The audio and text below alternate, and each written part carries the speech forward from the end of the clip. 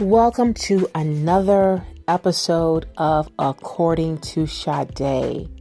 Now, I have shared with you guys that this podcast is about talking about what's going on in the news, culture, art, society, business, social media. I mean, really, you name it. And oftentimes, you're going to hear it from sometimes a humorous standpoint, variety of standpoints. But today, everyone, we're going to be approaching a very serious topic.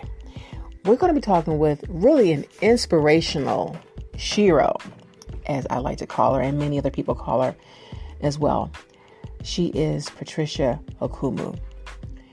If you guys remember, Patricia is the woman that scaled the Statue of Liberty on the 4th of July to protest Trump's really inhumane border policies. And she was that unapologetic black girl magic up there, cool as a cucumber, to protest these really inhumane policies. And so we're going to be talking with her today. And guys, oh my goodness, you're going to be really, really informed. I mean, Patricia really shed some light on some really, really important, very detrimental issues that we all, and I mean all, need to care about. Now, we did encounter a little bit of technical difficulties, but here's the thing, guys. We're going to have Patricia back on the show to fill us in and then also keep us abreast of all that's going on. So, guys, sit back and just prepare to be inspired, prepare to be motivated and mobilized. That is the one thing out of everything that I took away, was that we have to be engaged and mobilized. So guys, sit back, and the next thing you'll hear is my talk with Patricia Okoumou.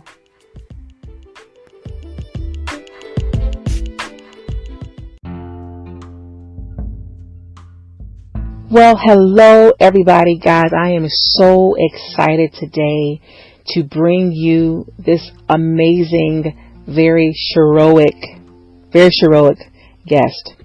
Her name is Patricia Okoumou. Now, I don't know if you guys have been living under a rock or what, but this is the young lady, the Shero really, who scaled the Statue of Liberty to protest the immigration policy. We have her here right now, guys, Miss Patricia Okoumou, and I'm going to let Miss Okoumou kind of tell you guys more about her, and you guys are going to learn so much. I'm so excited. Patricia, thank you so much for joining us today. I am so excited to have you, and just tell us a little bit, first of all, what happened that day, and why as well, because we have to know. It's an honor to be on the show today. Thank you so much for having me.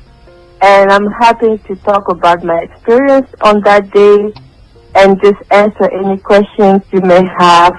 I know there's a lot of curiosity out there about my bold action and what was happening and what made me do that. The first thing to answer this question is that you have to think of it in terms of a divine intervention. Mm-hmm. I think a lot of elements had to come into place for me to have a bold and courageous act to just put it together. And it was just an idea. As I have been reporting, I didn't discuss it to a soul. It was an idea. It could have just stayed like that, an idea, if it wasn't for courage just to carry on the mission. I believe it came from a higher power. Wow. I mean, because when I saw the images, I mean, you were there cool as a cucumber. And I mean, first of all, I'm scared of heights, first of all. And when I saw you there, my whole family watched and we were in awe. We were in awe because you were there, and, you know, it reminded me of when Rosa Parks was on the bus, and she had just gotten fed up, and, you know, and so she just was there, and it was very reminiscent of that. You were there, and, but just the fortitude and determination. So you just say that you just knew you had to do it, and all things were aligned. Yes. So I asked God to make sure that he was the one, or she was the one talking to me, and that I was not just listening to some voices. Because, you know, I don't want to think that I'm crazy or hearing voices. And this was a strong message. I felt it in my heart. It made sense when he started breaking it down for me that, one, it was the biggest holiday in the world, and our Independence Day.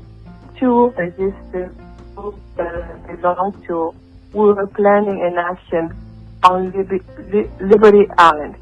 And number three things that made perfect sense was that I had been troubled by the Trump zero tolerance policy on immigration, particularly the callous way they've been dealing with migrant children, placing them in cages, ripping tender-age children from the arms of their mothers. Now, where I come from, this is unheard of. It would not have been a subject for discussion. We do not tolerate such behavior that harms children, that encourage family separation. That's why adoption is so hard. You hear people in Western world talk about adoption, and it's so difficult because in my country, I can speak for my own country, we don't believe in separating families, children, for any reason. But here in the United States, I'm thinking it's more tolerable because patriarchy has a working system that is not cracking. And people are getting used to it. You think of ACS, Administrative for Children's Services. They've been in place. Some of the laws that are in place kind of encourage that kind of separation. Wow. People have seen it. They have experienced it. So when they hear the Trump administration is using family separation as a deterrent for asylum seekers to come to this country, people, Americans, aren't reacting to it, right? Some of them believe what is them by the media or by the Trump administration, I should correct myself, that this is a law. But it is not a law. It's a policy which Trump himself can reverse. He is the one who's chosen to accept something so draconian as such policy. It's not a law. Wow. You know, because obviously the media is a very powerful thing. And when you hear the rhetoric, well, these people broke the law. And, when they broke the law, they're criminals. And so when you are a criminal, your kids don't go to jail with you. They have to be separated. It's like, this is the way they've set this up. And so it's kind of a false premise that people hear that. And then for some reason, obviously black and brown people, racism, but they feel like, hey, these people have broken the law and this is kind of what they get. And it's very troubling. And so I think it's one of the reasons why, your actions resonated. It's very troubling. Yes, it's troubling because that's how we justify slavery hundreds of years ago. Right? They say, these black people, they're not humans, they're ugly, and they're just properties. And the law supported that.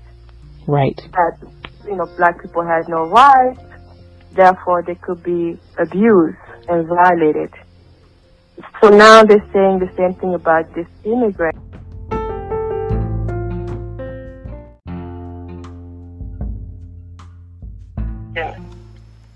It happened when I was at the base of the Statue of Liberty.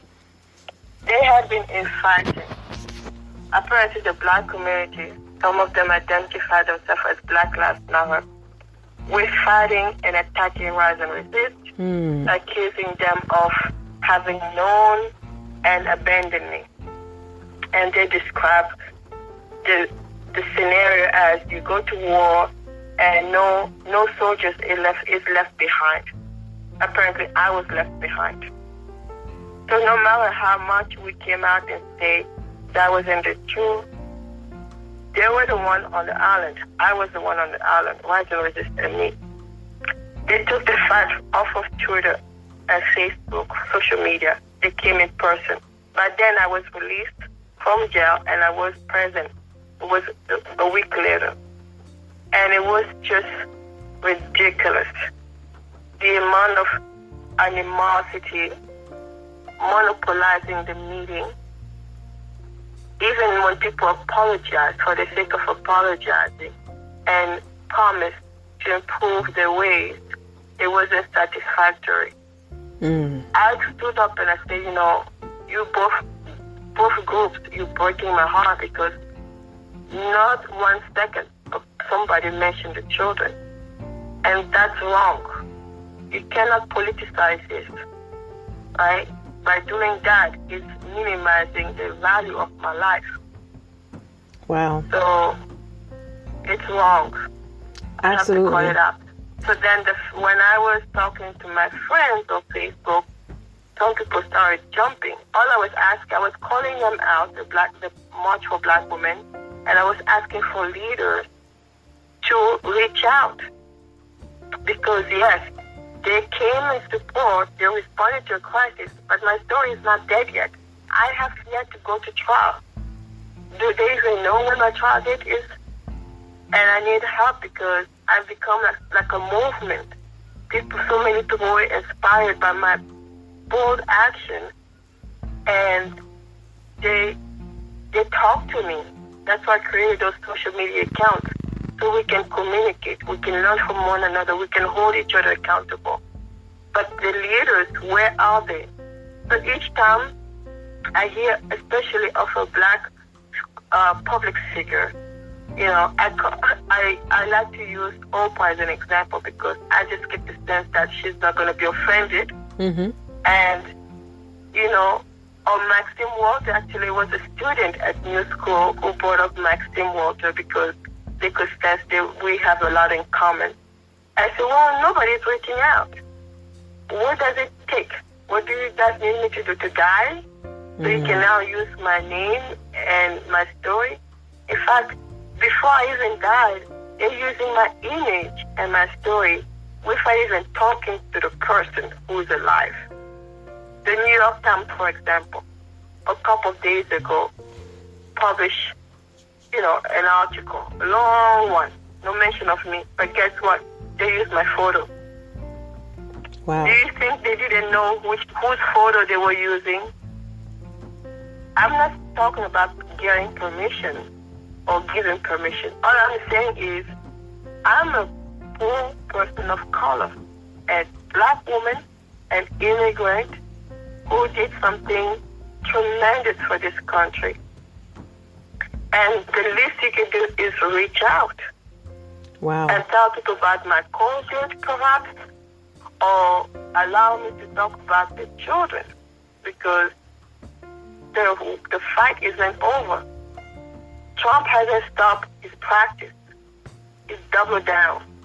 And he said he's not going to listen to the judges who had given him deadlines to stop whatever he is doing. He's taking advantage of the fact a lot of people aren't paying attention or do not care enough. He knows. Him and his apologists, they know the game they're playing. And absolutely. No, and I was just going to say that, when hear of a lot of fractures.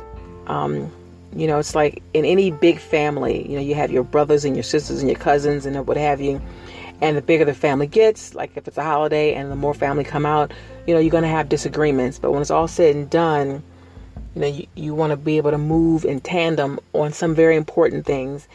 And, when we think about how marginalized Black people are in this country, whether we've been here for generations or for a generation or two, and if things like this can happen to children who are here because their parents were seeking asylum, then what of the children who are here? I think how you do anything is how you do everything. And so, I'm always pointing it out, like if they would do this to children who they feel they can get away with, no child is safe. And this is what I try to tell, my white brothers and sisters as well, that, it starts off with one group. And see, people don't care until it happens to them or someone they know or someone that looks like them. And so it's coming down the pike. And when you think about police brutality or, any kind of disenfranchisement, gun violence, or any of these kinds of things that's going on, we should all care. We should all care, because if it happens to this child over here, it could happen to my child. It could happen to your child. It could happen to anyone's child. And I'm hoping that we will see that it does matter. It matters what happens to these children. It matters what happens to our children, because it's happening right in front of us. Whether, like I said, these children are being prosecuted or shot down at the ages of 12, 10 years old, being arrested for riding their bikes, or whether their parents are being arrested for seeking asylum, or a child is gunned down in school. These are children. And what have we lost? Our compassion, our humanity, when we begin to feel like, oh, well, that doesn't affect me. It affects us all, and so, and my heart does break when I hear people whom I love and respect feel like, well, that's not my issue. That's their issue. Yeah. It's all of our issue. I'm actually shocked to hear these things. I think I tweeted something that every time I bring the subject of black and white, I get less likes or comments and share. People's attention is dimmed. And I think America, we have PTSD. We're suffering from post-traumatic stress disorder. And, this is not the first time our history reveals that we have abused children in mass. Think about the children who were abused by the priests in churches. Think about the era where there was abused child labor, right? This country was founded in slavery, human suffering. That would never be erased. What we need to do, we need to stop seeing America being great again. It was never great. It has a dark history that has created PTSD on people, so that we are numb to certain reality. Michelle Obama warned us. She was trying to tell us to be cautious when she said, when they go low, we go high. And she was talking about forgetting that we need to protect our values, our norms, and our cultures, our way of life. That's the difference between the United States and my country, right? Trump had the nerve to use his big mouth and say shithole country. He's got a shithole brain because the man knows nothing. You know, what we don't compromise are those values that are true to us, so that the subject of harming children will never come to light. You know, I would go to school a long distance, crossing a forest. You know, I live in a city in Brazzaville, but the forest, you can think of it like Central Park, where it's much more natural, right? And it would appear not safe, but I felt safe as a child doing that on my own. Not once I thought somebody will harm me. Many miles from home to school and back. And when I came here, stories of pedophiles left and right, rape, and that was alarming, disgusting. You know, if I compare, because I was born and raised somewhere else.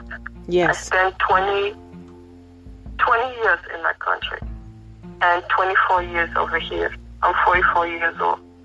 So there's a frame of reference. That's why we need immigration. To be diverse.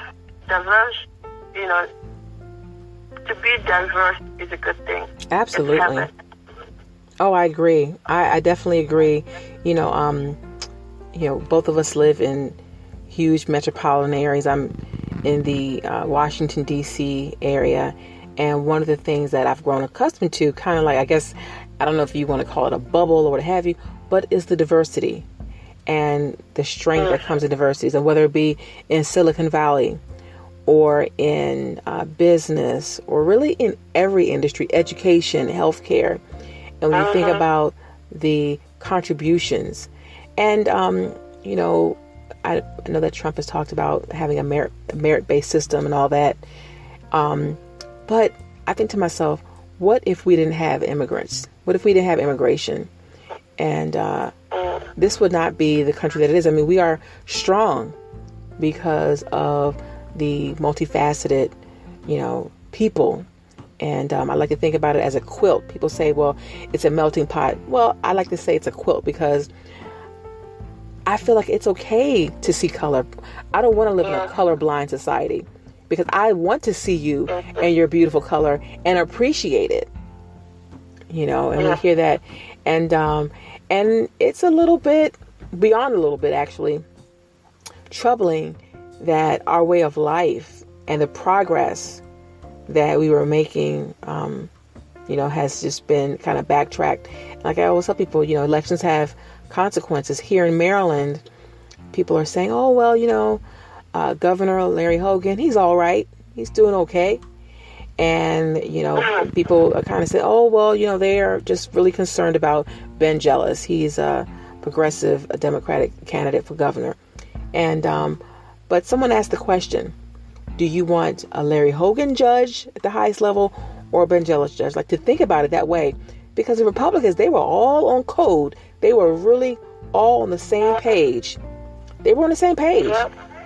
Evangelicals, the, family values, the people, I mean, people that I love and respect. But when it came down to voting, you know, and even some vote against their self-interest. Okay. And look what happened. So elections have consequences, and the judges that have just been nominated and appointed into so many different areas. And we'll look up, and what kind of world do we want our children and our loved ones to grow up in? And again, elections have consequences. Our voices matter. And you think about the people that either sat home or voted third party or what have you. You know, God bless them. But I'm thinking, where is the strategy? And I think that if anything, I hope that people realize that you got to get out and vote. And sometimes even if you have to hold your nose and listen, we should hold our elected officials accountable. You know, sometimes you got to hold your nose, vote, and guess what? Hold their feet to the fire. Show up. Because we let this one slip. We really did. I mean, you think about, like you mentioned, education, civics. For the last 20, 30 years, you look at the programming on television, the shows, and basically kind of like the dumbing down of of our society, it's like, if I could put you to sleep, I could take advantage of you. And you look up, and this is what happens. And so I'm hoping that people are waking up out of our sleep, waking up, realizing that, because this one silver lining is that I think hopefully it makes people more aware, not only on the national level, but even in their local, in local politics, and to find out, what does this mean for them? Because no longer can we just sit back. We see that, like I said, the judges or policies, it affects us all. I was reading, this was a while back, about, they were going to take a look back at some of the naturalized citizens. So what kind of nonsense is that? All the resources that we're going to take the time to look at naturalized citizens. Okay. And our ozone layer is depleting. We got children in cages, but this is what they want to focus on. And the people that they've hired, with Stephen Miller, Bannon at the time. And you said to yourself, these people do not represent all of America. I mean, these would have been considered very much fringe characters.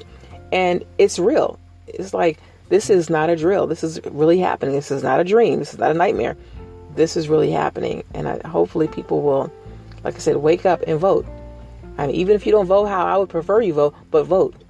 Don't stay home, and get out of here. Now, when you look at the voter rolls and possible voter disenfranchisement, I mean, this stuff is real. They are fighting, and we've got to fight too. Fight with our vote. Fight with our voices. I think I agree with you completely. However, one thing we don't talk often about is we have a crooked system. And by that I mean we need to go back to the 1400s when England was overpopulated and sent people over here by telling them, you're going to sign a waiver that you're going to America and you're going to be slaves. These were white and black people. And they signed this contract, waiving the responsibility from England to go run them. So, and then came, of course, preferential treatment. When our laws was written, it was reflective of those 10% in England that looked like them. They wanted the people here, the privilege, to look like them, of course, the white. That's how white supremacy came about. So the laws that are written is favored towards the 10%, the white privilege, the white supremacy. And women are way at the bottom. So that if a man earned his way up out of slavery, he could buy property, but a woman couldn't. So I give that example. And then, of course, came G.U.M and mass incarceration. Those laws haven't changed. That's what the police is butchering our people. And they still have jobs. Because until we change the laws that we think are perfect, right? Anytime a person is arrested, they are automatically criminalized. Absolutely. There's a lot of people in jail who are innocent or the punishment doesn't fit the crime.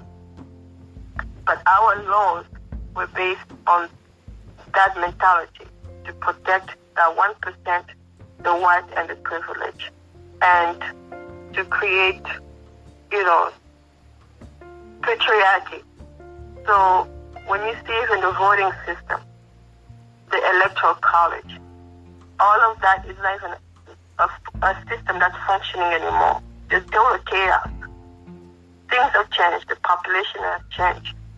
And I hate to blame our young people, saying that they didn't come out, they're lazy, sometimes the way they are portrayed. It's just stigma. Because the young people I talk to today at New School, they're very much, even more mature than the adults that I talk to. They're talking about unity, building a coalition.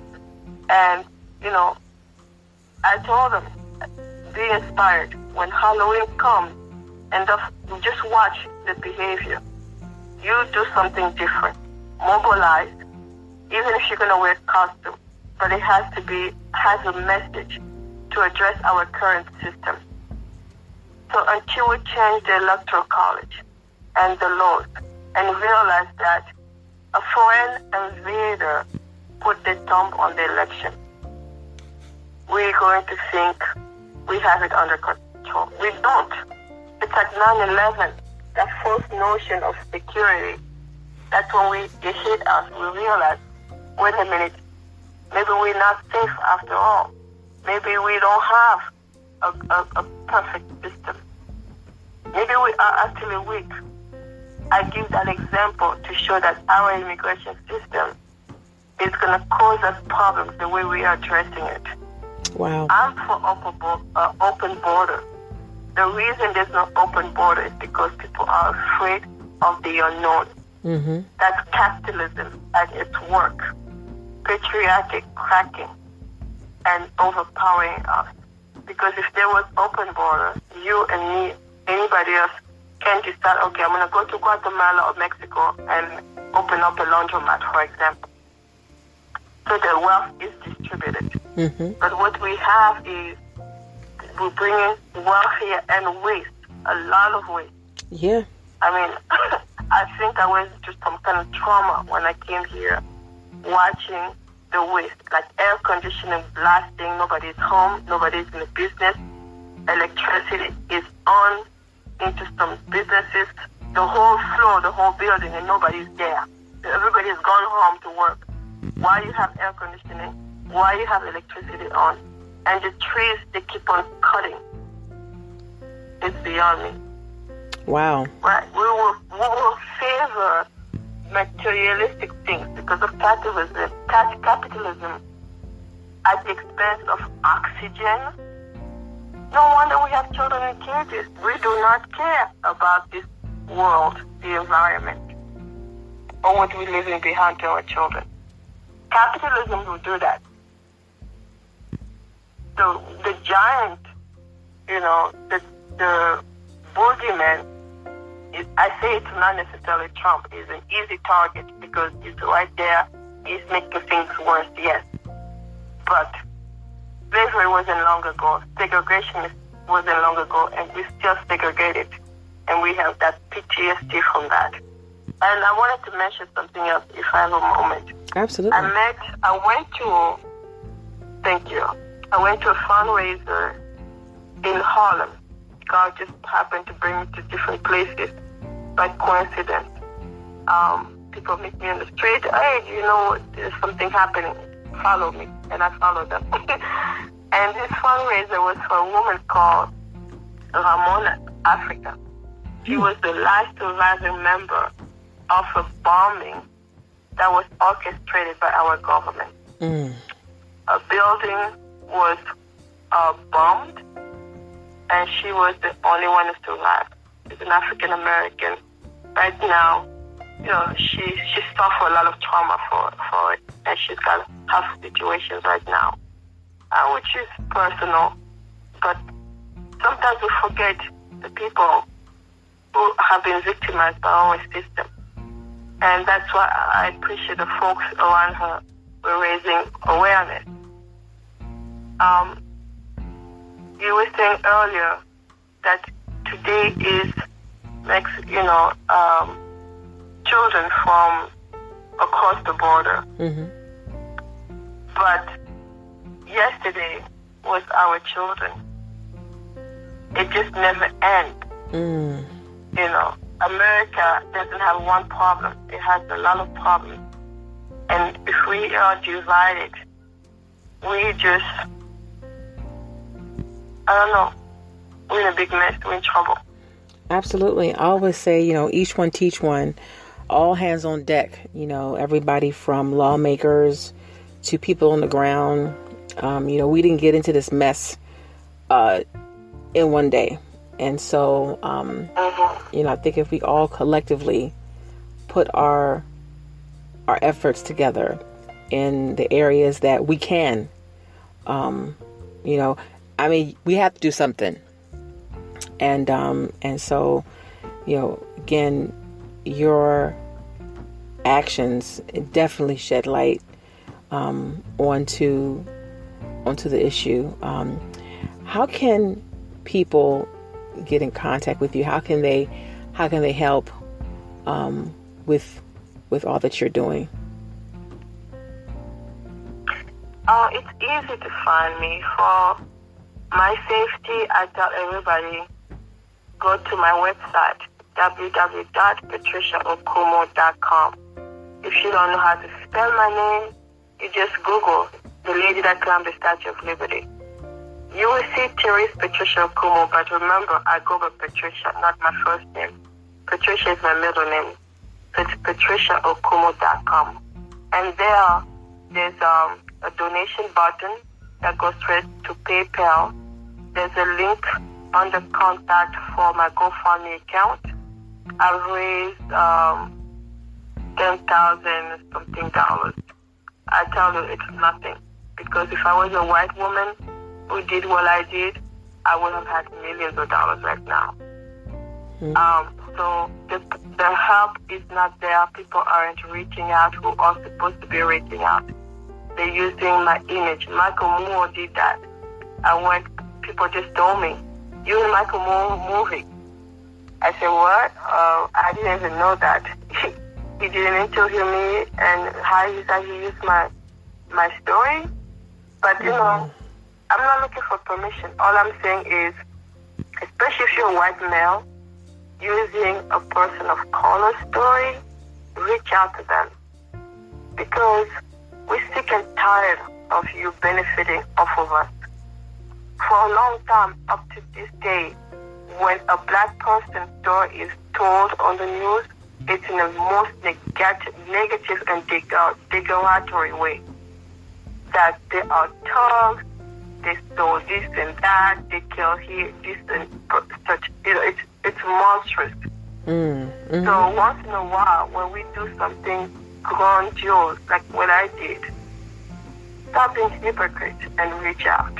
Because I need my voice to speak up for the voiceless. And I'm sick and tired of being used like I was dead, right, like an image. I'm still alive, and you can talk to me, reach out. Anybody. patriciaokoumou.com. Wow, and I'll leave it in the description as well.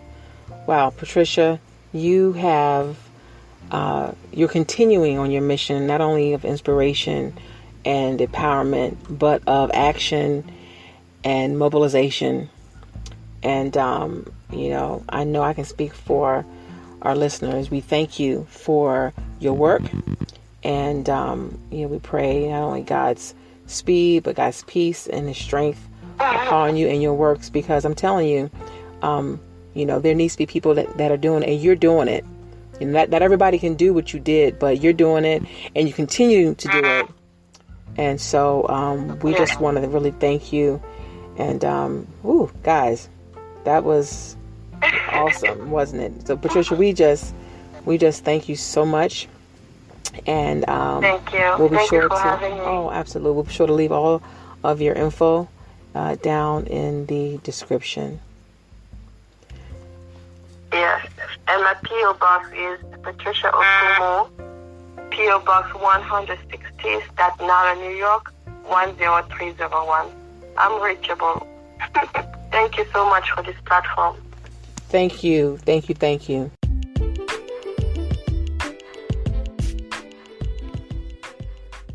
Were you all not inspired, motivated, and now want to mobilize? Whew, guys. For more information on Patricia, visit our website at www.patriciaokoumou.com. And I will leave the website also in the description. For podcast updates, event updates, go ahead and subscribe to According to Sade right now. No matter what platform you're listening to, go ahead and click that button and to subscribe. For more information on the G.U.M Network, visit us at www.thegumnetwork.com. And until next time, guys, you guys be inspired, guys. Just think about all that you can do to change this world. So until next time, I will see you on the flip side. The podcast you just heard was published with Anchor. Got something you want to say to the creator of this show? Send them a voice message using the Anchor app, free for iOS and Android.